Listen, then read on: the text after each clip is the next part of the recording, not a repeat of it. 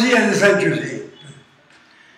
Incontravi un micchiereggio alla campia con manto un cordio giallo stigliato, mano manuzza un bambineggio a via e la Maria Santissima lovato.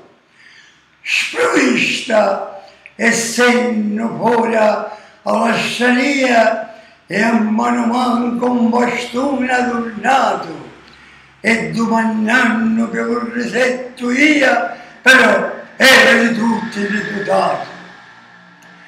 La bella maestà angustiata e San Giuseppe quasi che chiancia, vedendo la sua sposa spreparata senza il risetto e spersi per la via.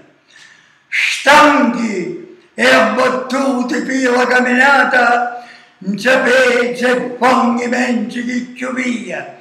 Ci stava per finire la giornata, ma solo al lento si ria.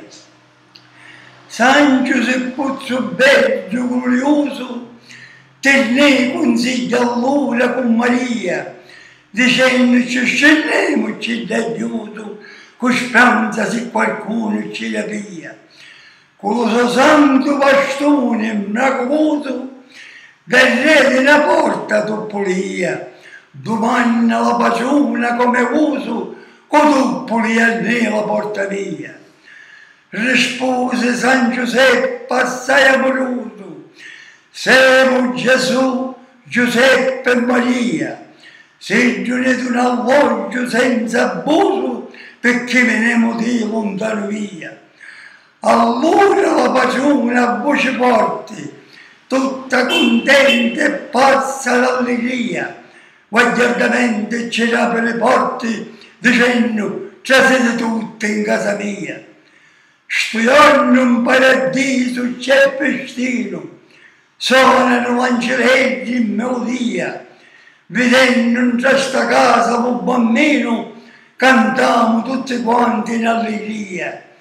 In allegria cantiamo sta spera, sto re dell'universo incoronato, che sempre lo suoi giorni a primavera era tutti parte festeggiato. Giorno di fede e carità sincera, sto giorno con me e fortunato, avendo a scena sta lucente spera di questo santo altare illuminato.